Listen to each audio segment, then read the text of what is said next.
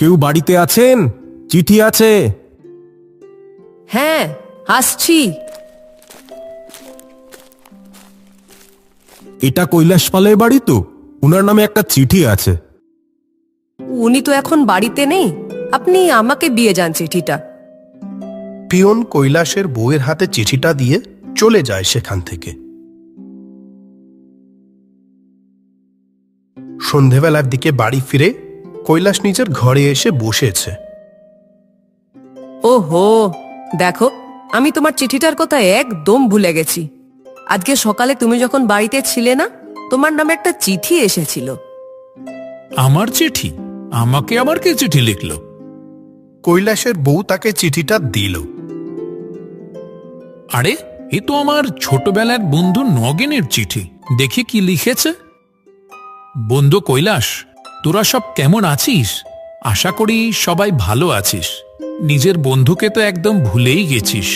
কত দিন হয়ে গেল তোর সাথে দেখা হয় না। এখন তো তোদের স্কুলে গরমের ছুটিও পড়েছে। কটা দিনের জন্য পারলে এসে আমার এখান থেকে ঘুরে যাস।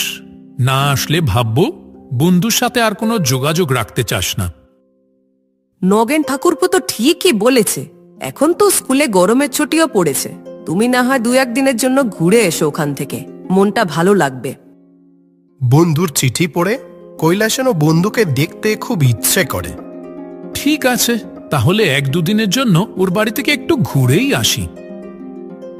কৈলাস চিঠি লিখে নগেনকে জানায় যে সামনের শনিবার সে আসছে।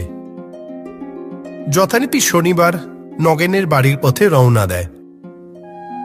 ট্রেন সঠিক সময় ছাড়লেও সকাল 11টার পরই আকাশের বুকে ঘন কালো মেঘ জমতে শুরু করে, আর দেখতে দেখতেই কিছু সময় পর থেকেই মুষলধারে বৃষ্টি শুরু হয়।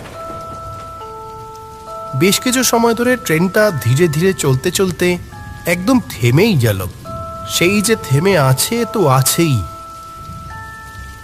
কৈলাস এদিকে ওদিকে তাকিয়ে কিছু বুঝতে না পেরে পাশে বসে থাকা একজনকে জিজ্ঞাসা করে, ট্রেন তো সেই কখন থেকে থেমে আছে, কি হয়েছে বলতে পারেন?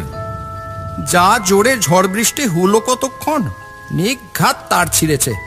তা আপনি কোথায় যাবেন? ভুবনপুরে যাব। তা তো আরো অনেকটা পথ।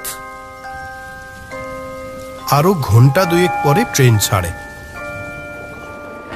ভুবনপুর স্টেশনে যখন ট্রেন এসে থামে তখন সন্ধ্যা পেরিয়ে রাত নেমেছে।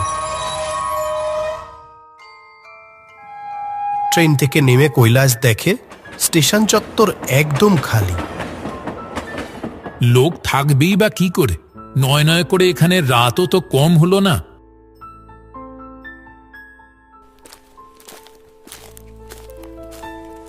কৈলাস যেমনটা আশঙ্কা নিয়ে স্টেশনের বাইরে বেরিয়েছিল, হলো ঠিক তাই।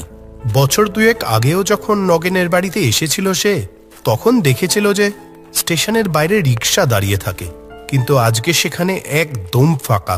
রিক্সা তো দূরের কথা, একটা লোকও কোথাও নেই। নগেন বেচারা না জানি আমার জন্য কত চিন্তা করছে। কৈলাসটা এই সময় কোথায় আটকে পড়লো কে জানে। 3বার গিয়ে তো এই স্টেশনে ঘুরেও এলাম। ও কটার ট্রেনে আসছে সেটা তো চিঠিতে কিছু জানায়নি। এখানে দাঁড়িয়ে থেকে আর লাভ হবে না, পায়ে হেঁটেই নগেনের বাড়িতে যেতে হবে।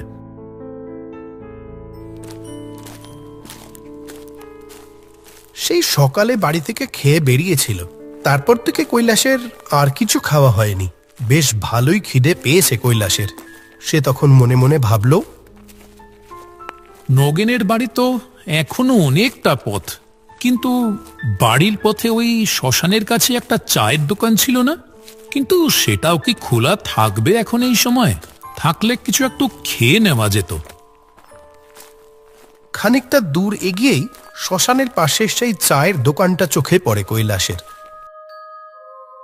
ওই তো চায়ের দোকানে লণ্ঠনের আলো জ্বলতে দেখা যাচ্ছে। যাক, কিছু খাবার পেটে পড়বে তবে। কৈলাস এগিয়ে যায় দোকানের দিকে। ওই দূরে দেখা যাচ্ছে শ্মশান। শিয়ালা রাত পাখির আওয়াজ ভেসে আসছে, আর কেমন একটা গা ছমছমে পরিবেশ। কৈলাস সেই চায়ের দোকানের কাছে গিয়ে দেখে দোকানের সামনের একটা বেঞ্চে 2টি লোক বসে চা খাচ্ছে। এই বৃষ্টির দিনে আপনার চায়ের দোকানটা খোলা আছে দেখে খুব ভালো লাগলো। ভীষণ খিদে পেয়েছে, একটু চা বিস্কুট পাওয়া যাবে নাকি? দোকানদার আর বসে থাকা লোক দুটি কিছু সময় কৈলাসের দিকে চেয়ে থাকে, যেন ওকে তারা কেউই এখানে এখন আশা করেনি। আসেন আসেন, এইসে বসেন।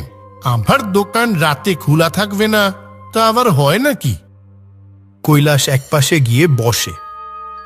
আমার এখানে স্পেশাল মোষের দুধের চা পাওয়া যায় মশাই, দেব নাকি? বাবা, দারুণ, অবশ্যই দিন। এই রাতে এই শ্মশানের পথে আসতে আপনার একটুও ভয় করলো না বুঝি? এই শ্মশানের পথে আসতে আবার ভয় করবে কেন? কেন, আপনার ভূতের ভয় করে না? খামোখা ভূতে ভয় করবে কেন? ভূত বলে আসলে কিছুই হয় না। তবে হ্যাঁ, ভূতের গল্প শুনতে আমার সত্যিই খুব ভালো লাগে। আমাদের গ্রামের শিবু কাকা নানান রকম ভূতের গল্প বলতে পারে।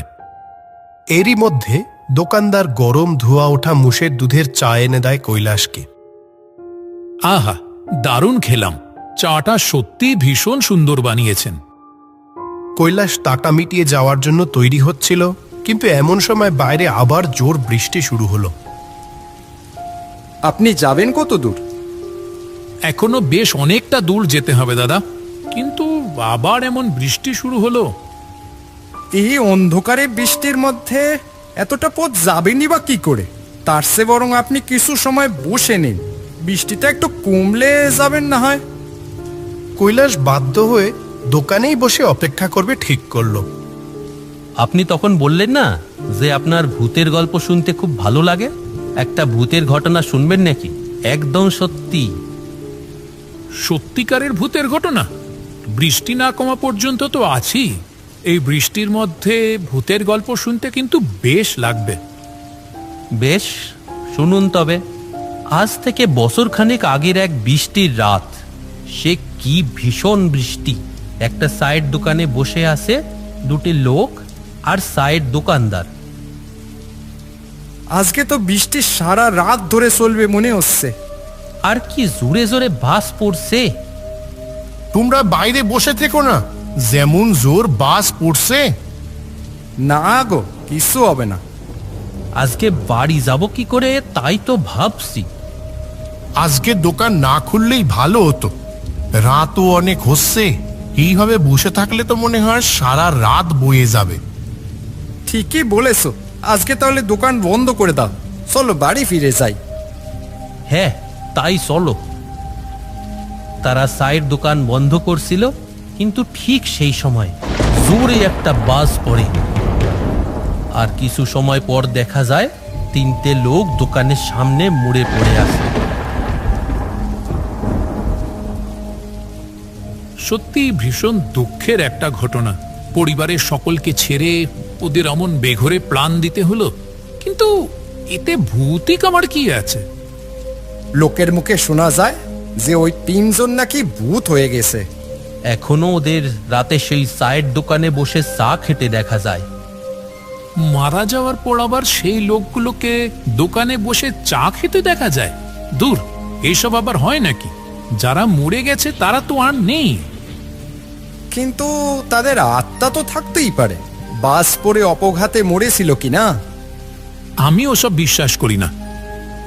ধরুন আমরা তিনজন সেই যারা বাস পড়ে মারা গেছিলাম, তাতেও কি আপনি বিশ্বাস করবেন না? আপনারা কি করে ভূত হতে পারেন? দিব্যি তো আমার সামনে বসে চা খাচ্ছেন, আমার সাথে বসে গল্প করছেন। আপনারা আমাকে যতই একা পেয়ে ভয় দেখানোর চেষ্টা করুন, আমার নামও কৈলাস পাল, আমি এসবে ভয় পাই না। ভালো তাহলে। উফ, তোমরাও না পারো বটে। একটা মানুষ আমাদের গ্রামে এসেছে তার বন্ধুর বাড়িতে ঘুরতে, কোথায় ভালো কিছু বলবে তা না পুরানো ঘটনা বলে চলেছে। দাদা, আপনি এখন যান, বৃষ্টিটা কমে গেছে। এরপর আবার বৃষ্টি শুরু হলে সমস্যায় পড়বেন। হ্যাঁ যান। আর আমরা ভূত নিয়ে বলছিলাম বলে আপনি আবার কিছু মনে করবেন না যেন। আপনার সাথে এতক্ষণ কথা বলে বেশ ভালো লাগলো। ভালো থাকবেন। তবে হ্যাঁ, ভূত হয়, আর সবাই কিন্তু খারাপ ভূত হয় না। কিছু ভালো ভূতও থাকে, তারা কিন্তু মানুষের কোনো ক্ষতি করে না। আপনাদের সাথেও কথা বলে সময়টা কিভাবে কেটে গেল বুঝতেই পারলাম না। এক দুদিন তো আছি গ্রামে, বন্ধুর সাথে আসবো খুন আবার। লোক তিনজন একে অপরের দিকে তাকায়, কিন্তু সেই কথার কোনো উত্তর করে না। আচ্ছা, চললাম। যান, সাবধানে যাবেন।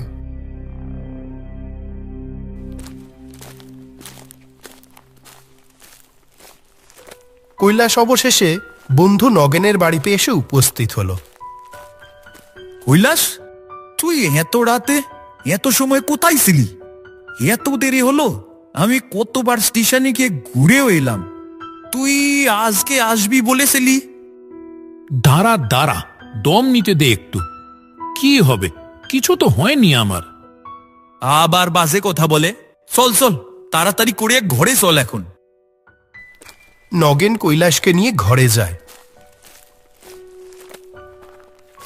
নিশ্চয় তোর ভীষণ খিদে পেয়েছে। দাঁড়া, এক্ষুনি ভাত বসাতে বলছি।